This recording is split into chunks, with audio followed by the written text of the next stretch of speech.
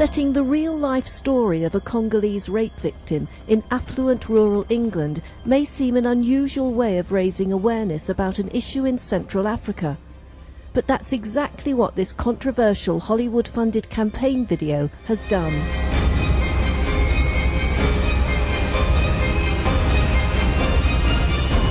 Backed by the UK-based group Save the Congo, the film's graphic depiction of rape and murder in scenes following this are the reason for its title, Unwatchable.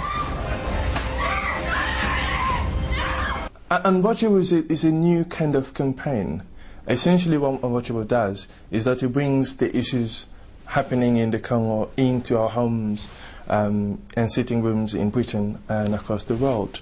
It makes it much more personal. The film has been criticised for using shock tactics, yet for thousands of men, women and children currently living in eastern Congo, the violence depicted in Unwatchable is a shadow of the horrors they face in everyday life. Darlos Kabira and her children live near the town of Goma, close to the Rwandan border. Her husband threw them out after she was repeatedly raped and left pregnant. I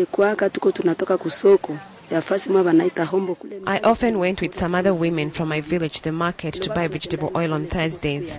The Rwandese militia in the area must have noticed that we always took the same path, and one day they blocked our way on the road. They told us that we could choose between being raped or killed. 3 of the ladies in my group were killed. Myself and another woman were raped. 5 men raped me.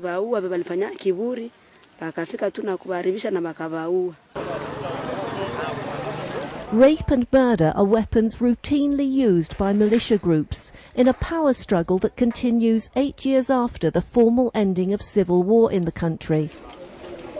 More than 5 million people have been killed and some 2 million displaced during the conflict. Rather than raiding a village and killing people using bullets, that is too expensive. They will simply raid a village, and for a number of days they would rape as many women and men and young girls as they can possibly do. And that forces the whole village then to migrate, to move out. And as soon as the village move out, then they have access to the mines, to the root, and to all the natural resources within that village. Control of mine sites and mineral-rich land finances fighting and makes money for those in command. For Congo is rich in precious minerals, widely used in the manufacture of mobile phones and laptop computers. These include columbite tantalite, also known as coltan, cassiterite, wolframite and gold. Their links to terrible human rights abuses have earned them the name blood minerals. In an attempt to halt money from this trade fueling further conflict, the United States has introduced a new law, the Dodd-Frank Wall Street Reform Act. It forces companies sourcing minerals from Congo or neighbouring countries to disclose exactly where they've come from. Dodd-Frank is a good idea. The Congolese that I spoke to all think it's a good start.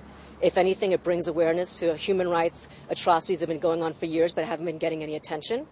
However, no one that I spoke to believes that it's actually going to end the violence. There are political issues, there are rebel issues, there are land rights issues, a number of other things that contribute to the violence.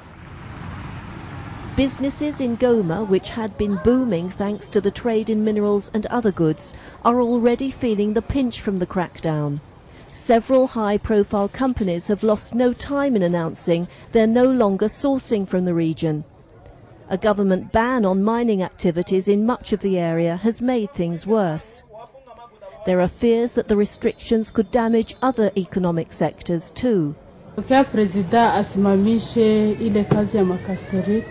the president suspended cassiterite mining, we are selling nothing. The miners used to come from the Goma bush and bring cassiterite to be sold. Then they would buy other things they needed. But since this problem, there is no circulation of money. We are selling nothing. The issue of blood minerals has far-reaching effects, touching manufacturers and consumers of electronic goods across the world. At the sharp end, though, are women like Darlos, who can only hope that minerals now linked to conflict and blood will one day bring prosperity and peace.